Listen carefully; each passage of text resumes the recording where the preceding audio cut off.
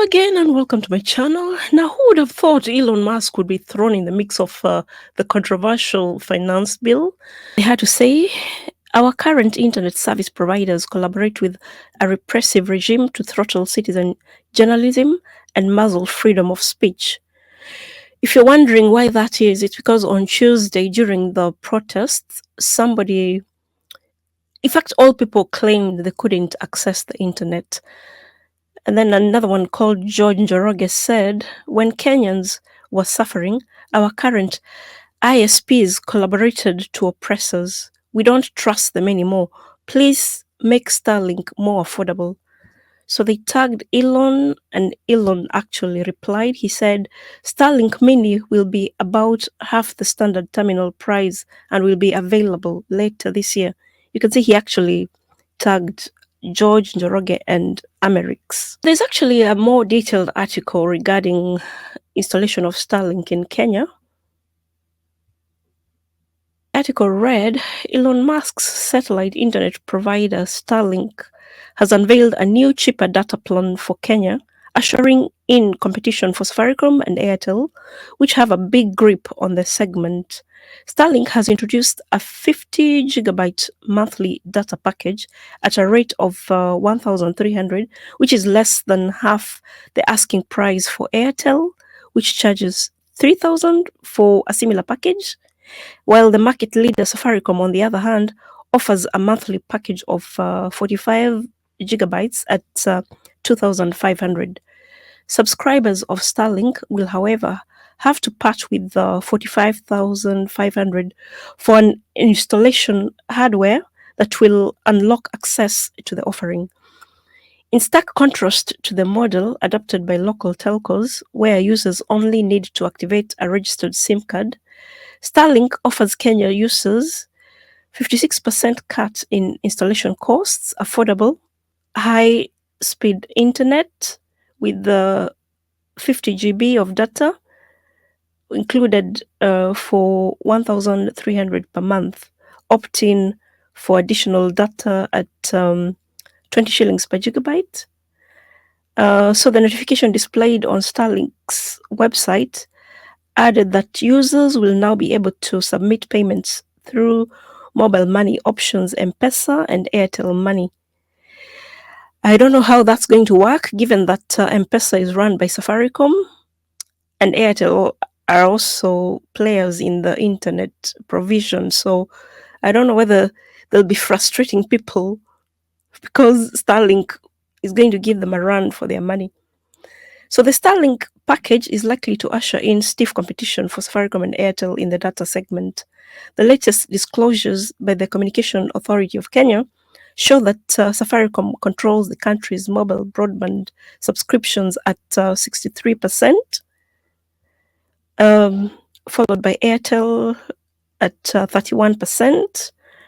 Others are Telecom Kenya, 1.8%, while Finserv, Equitel, and Jamii Telecommunications tally 1.5%. So last July, Starlink unveiled satellite internet at rates that sat at the midpoint of what other fixed internet service providers were charging per month. So it seems like the protests will help in the uptake of this new service because people have now seen the need of having an alternative internet provider. And now I understand why the Safaricom boss had to come out to defend the company after he was accused of colluding with the government to stop internet access during the Tuesday's demonstrations. Let's just hear what he had to say in defense. Now, turning on to some of the recent issues and developments which have been raised with us and with me. The first is, I want to start by sincerely apologizing for our network outage that started on the 25th of June. This network outage was occasioned or caused by reduced bandwidth on some of the cables that carry our internet traffic. Please note that this did not only affect Safaricom, but also affected the whole industry. We are doing everything to ensure that we give you the service that you deserve, and also we bring back service as soon as possible.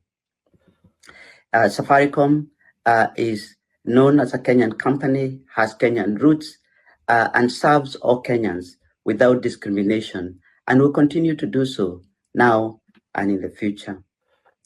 Now, turning on to the topic of the Finance Bill 2024, I wanted it to be on record that Safaricom, like many corporates and also the broader industry, presented its views to the government and also to Parliament as part of the public participation process, and our views and presentations are well documented and recorded. Now, turning on to recent social media comments that Safaricom discloses information about customers or their location. I want to be very emphatic that Safaricom does not disclose customer information or their location. We adhere to the laws of the land in terms of data privacy, and we have done so in the past and will continue to do so now and also in the future.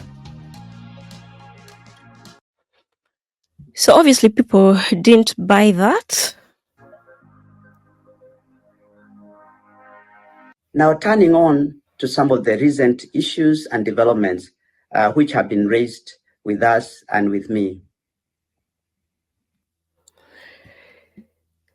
Let's go to the people's comments. Now, turning on. Let's go to the people's comments. Somebody said, just shut up. Another one was asking for his number. Because of late, people have been getting hold of numbers for the MPs who voted yes to the finance bill to harass them.